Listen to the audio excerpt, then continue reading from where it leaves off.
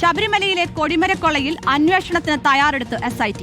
സ്വർണ്ണ കൊടിമരം സ്ഥാപിക്കാൻ അനധികൃത പിരിവ് നടത്തിയെന്നാണ് ആരോപണം. സിനിമാ നടന്മാരിൽ നിന്നും ഉൾപ്പെടെ 2.5 കോടി രൂപ പിരിച്ചെടുത്തതായി കണ്ടെത്തിയിട്ടുണ്ട്.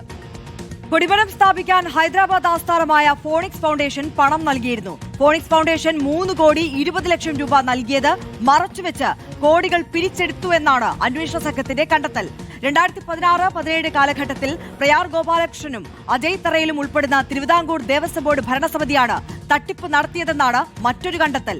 ഈ വിവരങ്ങൾ പുറത്തുവന്നതോടെ UDF നേതൃത്വം പ്രതിരോധത്തിലായി. റോഷിപാൽ ചേരുന്നു. Roshipal, good morning. ഇപ്പോൾ പറഞ്ഞതുപോലെ തന്നെ UDF നേതൃത്വത്തെ പ്രതിരോധത്തിലാക്കുന്ന തെളിവുകളും വിവരങ്ങളുമാണ് ഈ കേസിൽ പുറത്തു വന്നുകൊണ്ടിരിക്കുന്നത്. ഇനി എങ്ങനെയാണ് കോൺഗ്രസ് ഇതിനെ പ്രതിരോധിക്കുന്നത്? ഒപ്പം നിയമപരമായ നടപടികൾ അതെങ്ങനെ പുരോഗമിക്കും? ശബരിമല സ്വർണ്ണക്കൊള്ള മാത്രമല്ല, കൊടിമരത്തിന്റെ പുനഃസ്ഥാപിക്കുന്നതിന്റെ മറവിലടക്കം വലിയ രീതിയിൽ സാമ്പത്തിക വെട്ടിപ്പ് നടന്നു എന്നതിന്റെ സൂചനകളാണ് പുറത്തുവരുന്നത്.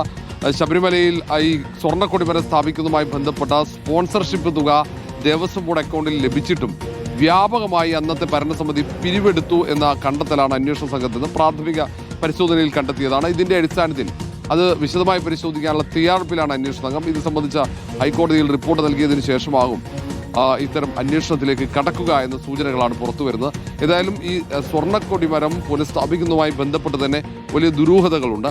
അതിനിടയിലാണ് ആ പണം ഏതാണ്ട് 3.20 കോടി രൂപ ഹൈദരാബാദ് ആസ്ഥാനമായ phonics foundation private limited company നൽകിയിട്ടും അത് മറച്ചുവെച്ച് സിനിമാ താരങ്ങളിൽ നിന്നടക്കം പണം പിരിച്ചെടുത്തു എന്നതാണ് കണ്ടെത്തൽ. ഏതാണ്ട് 2.5 കോടി രൂപയിലേറെ ആ സമയത്ത് പിരിച്ചെടുത്തെന്ന് കണ്ടെത്തിയിട്ടുണ്ട്. അതിൽ കൂടുതൽ പണം പിരിച്ചെടുത്തിട്ടുണ്ടാകാം എന്ന നിഗമനത്തിൽ തന്നെയാണ് അന്വേഷണ സംഘമുള്ളത്.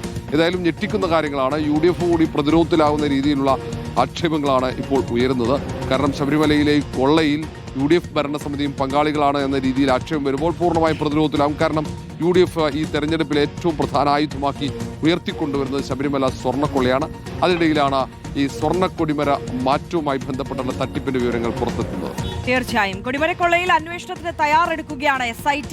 UDF ഈ വിഷയത്തിൽ പ്രതിരോധത്തിലാകുന്നു എന്നതുകൂടിയാണ്. കൂടുതൽ അത്തരത്തിലുള്ള തെളിവുകളും ഒക്കെയാണ് കഴിഞ്ഞ ദിവസങ്ങളിൽ അടക്കമെല്ലാം പുറത്തുവന്നത്. നിയമ നടപടി അത്തരത്തിൽ പുരോഗമിക്കുകയാണ്. റോഷിപാലാണ് വിശദാംശങ്ങൾ നൽകിയത്.